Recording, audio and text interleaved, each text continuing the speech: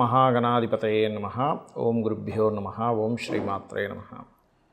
అరుణాం కరుణాతరంగితాక్షీం ధృతపాశాంకుశపుష్పబాణచాపాం అనిమాదిభిరావృతాం మయూకైః అహమిత్యేవ విభావయే భవానీం. శ్రీమాత్రే నమః. ప్రేక్షకులకి ఆ లలితాంబిక అమ్మవారి యొక్క అనుగ్రహం పరిపూర్ణంగా కలగాలని మనస్ఫూర్తిగా కోరుకుంటూ మనం ఈరోజు చేస్తున్నటువంటి ఈ కుజ మార్పు వల్ల ఎటువంటి ఫలితాలు ద్వాదశ లగ్నాల వారికి లేదా ద్వాదశ రాసుల వారికి జరుగుతాయనే విషయం మనం తెలుసుకుందాం. అందులో కొంత మంచి ఉంటుంది, కొంత జాగ్రత్త ఉంటుంది. ఈ కుజుడు కరెక్ట్గా ఈ యొక్క జూలై 28వ తేదీ నుంచి 45 నుంచి 50 రోజుల పాటు కన్యారాశిలో ఉంటాడు. కాబట్టి ఈ రాశిలో కుజుడు యొక్క సంచారం అది అతనికి శత్రురాశి.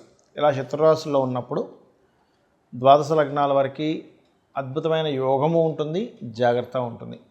అయితే ఈ విషయాలు చెప్తుంది నేనైనప్పటికీ కూడా చెప్పిస్తుంది సాక్షాత్ లలిత అమ్మవారిగా భావిస్తూ ఒక్కొక్క లగ్నం గురించి మనం తెలుసుకుందాం. ధనుర్లగ్నము ధనస్సు రాశి. ధనస్సు వారికి కనుక చూసుకున్నట్లయితే ప్రధానంగా రాశి నుంచి దశమ స్థానంలో కుజుడు యొక్క సంచారము మరియు అదేవిధంగా ఈ నవగ్రహాల్లో అంటే ఈ ధనుర్లగ్నం వారికి సర్వసాధారణంగానే గురుత్వ లక్షణాలు గైడింగ్ చేయాలనేటువంటిది స్వహసిద్ధంగానే ఉంటుంది. అంటే న్యాచురల్గానే వాళ్ళకి ఆ యొక్క ఆలోచన విధానం కానివ్వండి, వాళ్ళ యొక్క అంటే వాళ్ళ ఒక్కోసారి చూడండి కొంతమందికి అది న్యాచురల్గా ఉండే గుణం అండి అంటుంటారు చూసారా. స్వసిద్ధంగా వచ్చేటువంటి కొన్ని లక్షణాలు ఉంటాయి. ఆ యొక్క లక్షణాలు వీళ్ళకి ఉంటాయి. కాకపోతే ఇక్కడ దశమంలో ఎప్పుడైతే కుజుడు సంచరిస్తుంటాడో ఈ లగ్నానికి 12వ అధిపతి కాబట్టి చేసేటువంటి ఉద్యోగంలో గొడవలు అనుకోండి, కాంపిటీషన్ అనుకోండి, కొంచెం వర్క్ స్ట్రెస్ ఎక్కువగా ఉంది మారిపోవాలా అని అనుకోండి, ఇటువంటివి ఉంటాయి. కాకపోతే ఇక్కడ విదేశీ కంపెనీలు ఇండియాలోనే ఉంటూ విదేశీ కంపెనీలో జాబ్ చేసేవారు లేదా విదేశాలకు వెళ్ళి అక్కడ జాబ్ చేసేటువంటి వారికి కొంత అనుకూలత ఉంది. కాకపోతే వర్క్ స్ట్రెస్సు ఇవి కాస్త ఎక్కువగా ఉంటాయి. కాకపోతే ఇక్కడ ఈ కుజుడు 10వ స్థానంలో ఉండి 4వ స్థానాన్ని వీక్షిస్తున్నప్పుడు, అదేవిధంగా 5వ స్థానాన్ని కూడా వీక్షిస్తున్నందుకు కొన్ని ఆలోచనలు చూడండి. కొన్నిసార్లు భూమికి సంబంధించిన విషయంలో కొంతమందికి మనలో ఫ్రెండ్స్ ఉంటుంటారు. వాళ్ళు ఏం చెప్తారు, ఇక్కడ రేటు పెరుగుతుంది అంటారు. అది అసలు అదేదో మిరాకిల్లాగా అక్కడే రేటు పెరుగుతూ ఉంటుంది. ఆ రకంగా మీకు ఎప్పుడైతే కుజుడు 4వ స్థానాన్ని వీక్షిస్తుంటాడో భూమి మూలంగా తీసుకునే నిర్ణయాలు మీ యొక్క జీవితాన్ని మారుస్తాయి. అయితే ఇక్కడ ఏంటి, శని కూడా 4వ స్థానంలో ఉన్నాడు కాబట్టి ఇక్కడ ఒక జాగ్రత్త తీసుకొని భూమి తీసుకోవాలి. భూమి తీసుకునేటువంటి యోగం అయితే నడుస్తుంది. ఇదేదైనా వివాదాల్లో ఉన్నటువంటి భూమిని ఏమైనా తీసుకుంటున్నానా, లేకపోతే ఈ కోర్స్ చేయడం వల్ల నాకు అనవసరంగా స్ట్రెస్ తప్పితే మరొకటి ఏమైనా ఉంటుందా అనేటువంటి విషయాల్ని చాలా కూలంకుషంగా చూసి తీసుకోండి. ఇక మీరు నిత్యము చేయవలసిన దేవతారాధన ఎర్రటి పుష్పాలతో లక్ష్మీ నరసింహస్వామి యొక్క కరావలంబ స్తోత్ర పఠనం చేయడము. మీరు ఏదైనా ఆఫీస్లో కూర్చునేటప్పుడు మీ కుర్చీలో కూర్చునేటప్పుడు ఒక్కసారి స్కందుణ్ణి అదేవిధంగా కాలభైరవుణ్ణి ఓం స్కందాయ నమః ఓం కారభైరవాయ నమః అనుకున్నట్లయితే మీకు ఎటువంటి ఇబ్బందులు ఉండవు.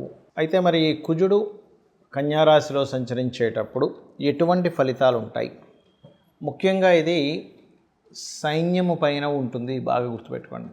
అంటే మన ఆర్మీ ఏదైతే ఉంటుందో, నేవీ ఏదైతే ఉంటుందో, అదేవిధంగా ఎయిర్ ఫోర్స్ డిపార్ట్మెంట్ ఏదైతే ఉంటుందో వారి విషయంలో లేదా సెక్యూరిటీ రిలేటెడ్ డిపార్ట్మెంట్ రిలేటెడ్ అటువంటి వారికి కాస్త ఛాలెంజింగ్గా ఉండేటువంటివి, సడన్గా వాళ్ళ మీద ఏదైనా అటాక్స్ జరగడము, లేనట్లయితే వాళ్ళు బాగా తిరుగుబాటు చేయడము, అంటే ఆర్మీ పోలీసు ఏదైనా ఈ వెపన్స్ పట్టుకొని అటాక్ చేసేటువంటి వారివి ఇలాంటి సంఘటనలు ఎక్కువగా ఉంటాయి మన యొక్క ఈ కుజుడు కన్యారాశిలో సంచరిస్తుండడం వల్ల. అలాగే భూములకు సంబంధించిన విషయంలో ల్యాండ్స్ చూసుకున్నట్లయితే భూముల యొక్క ధరలు పెరగడం ప్రారంభమవుతాయి కుజుడు కన్యారాశిలో ఉన్నప్పుడు. అయితే ఇక్కడ భూ సంబంధించిన విషయంలో కొన్ని వివాదాలు కూడా ఏర్పడతాయి. అందులో ముఖ్యంగా రాజకీయ నాయకుల యొక్క ఇన్వాల్వ్మెంట్ వల్ల కావచ్చు, లేనట్లయితే గతంలో ఏదైనా గవర్నమెంట్ ఇది అలాట్ చేసేసింది మళ్ళీ తీసుకుంటున్నారు ఏంటనేటువంటిది గవర్నమెంట్కి ప్రజలకి భూ సంబంధించినటువంటి విషయంలో. ఎందుకంటే ఇక్కడ కన్యారాశి కానివ్వండి, వృషభ రాశి కానివ్వండి, మకర రాశి కానివ్వండి భూతత్వ రాశులు అంటారు. అందులో ఆ భూతత్వ రాశుల్లో ముఖ్యంగా రవికి కన్యారాశి మంచిదే, అందులో ఎటువంటి సందేహం లేదు.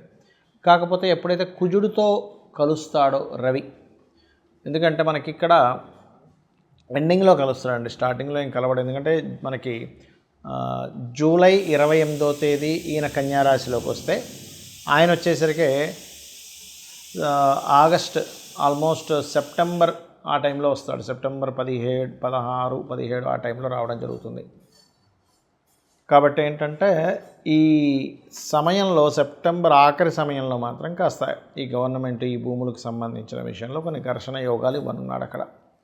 మరి ఈ కుజుడికి కొంతమంది కుజ సంబంధించిన విషయంలో కొన్ని రాంగ్ కాన్సెప్ట్స్ ఉన్నాయి. ఏమిటవి అంటే లగ్నం నుంచి, అది కూడా మీ లగ్నానికి శుభుడైతే ఎటువంటి కుజదోషం లేదు, పాపి అయి పాపగ్రహాలతో కలిసి ఉంటే మాత్రమే కుజదోషం. చాలామంది తెలియక దీన్ని లగ్నం నుంచి, రవి నుంచి, అదేవిధంగా చంద్రుడి నుంచి, శుక్రుడి నుంచి కూడా చూసేసుకుంటుంటారు. అలా చూడకూడదు కుజదోషాన్ని, కేవలం లగ్నం నుంచే చూసుకోవాలి.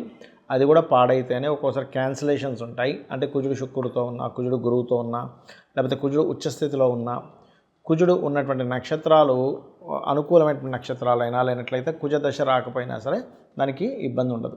అలాగే మరొక విషయం ఏంటంటే కుజుడు కొన్ని లగ్నాలకు మాత్రమే పాపి, కొన్ని లగ్నానికి శుభ్రవుతాడు. ఏ లగ్నాలకు శుభ్రవుతాడంటే మేషము, కర్కాటకము, సింహము, వృశ్చికము, ధనస్సు, మీన లగ్నాలకు శుభుడు. మిగతా 6 లగ్నాలు ఏవైతే ఉంటాయి, వృషభ, మిథున, కన్య, తుల, మకర, కుంభ లగ్నాలు పాపవుతాడు శని, కుజుడు. కాబట్టి ఈ పర్టికులర్ లగ్నాలకు మాత్రమే మీరు చూసుకోండి ఏ లగ్నాలకు శుభ్రవుతాడో, ఏ లగ్నానికి పాపవుతాడు. ఇందులో మరలా ప్రధానంగా కుజుడు ఎక్కడున్నా దోషం అనుకుంటారు, అలా కాదు. లగ్నంలో ఉన్నాడు, మంచివాడైతే మంచి స్ట్రాంగ్ బాడీ ఇస్తాడు, చెడ్డవాడైతే రక్తహీనత. 2వ స్థానంలో ఉన్నాడు కుజుడు. మంచివాడు అనుకోండి, మీ లగ్నానికి శుభుడు బాగున్నాడు అనుకోండి, భూమి మూలంగా ధనయోగాన్ని ఇస్తాడు. బాగోపోతే భూమి మూలంగానే ధనహీనత, కుటుంబ సభ్యుల్లో గొడవలు ఇస్తూ ఉంటాడు. 3వ స్థానంలో ఉన్నాడు, పరాక్రమ యోగం. బాగుంటే, బాగోపోతే మీరు ఏం మాట్లాడినా గొడవలు అవుతూ ఉంటాయి. 4వ స్థానంలో బాగుంటే భూములు అద్భుతంగా సంపాదిస్తారు, కానీ బాగోపోతే భూములు పోగొట్టుకోవడం జరుగుతూ ఉంటుంది, భూములు ఎవరో కబ్జా చేయడం జరుగుతుంటుంది. అంటే ఇక్కడ ఏంటి, కుజుడు బాగున్నాడా బాగోలేడా, పాపి శుభుడు ఒక ఎత్తు అయితే బాగున్నాడా బాగోలేడా అనేటువంటి దాన్ని చూసుకోవాలి. పంచమంలో ఉంటే సంతానం వల్లే వీళ్ళకి భూములు రావడం, సంతానం చాలా స్ట్రాంగ్గా ఉండడం జరుగుతుంది. అదే పంచమం పాడైతే అబార్షన్స్, మిస్క్యారేజ్ జరుగుతూ ఉంటాయి. 6లో ఉంటే శత్రువుపై జయం ఉంటుంది. అదే 6లో ఉండి పాడైతే మాత్రం శత్రువులు ఎక్కువ అవుతూ ఉంటారు. 7వ స్థానంలో ఉంటే మాత్రమే వివాహ సంబంధించిన విషయం మీద, జీవిత భాగస్వామి యొక్క ప్రవర్తన మీద కోపంగా ఉండడం, ఇట్లాంటివి జరుగుతూ ఉంటాయి. బాగుంటే మరలా వాళ్ళు వచ్చినప్పటి నుంచి వీళ్ళ భూములు కూడా పెరుగుతాయి.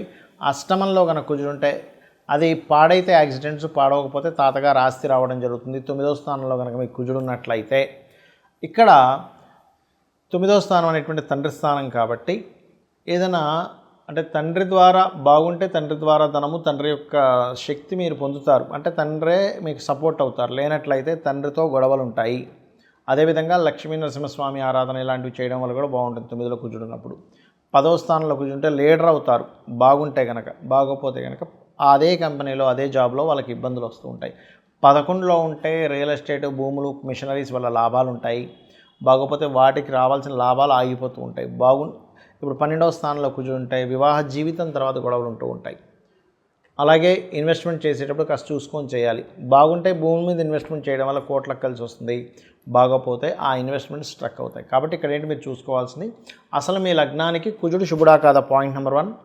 శుభుడైతే బాగున్నాడా లేదా, పాయింట్ నెంబర్ 2. పాప అయితే ఎలా ఉన్నాడు, ఇవి చూసుకుంటూ కుజదోషం పోవాలి మీకు అంటే కనుక ఆంజనేయ స్వామి ఆరాధన, సుబ్రహ్మణ్యేశ్వర స్వామి ఆరాధన, కుజగ్రహానికి జపం చేయడము, గోవు క్యారెట్స్ కానీ బీట్రూట్స్ కానీ తినిపించడము, కుజగ్రహంతో పాటు శని రాహు గ్రహాల దగ్గర కూడా దీపారాధన చేసినట్లయితే అన్ని విధాలా మీకు బాగుంటుంది.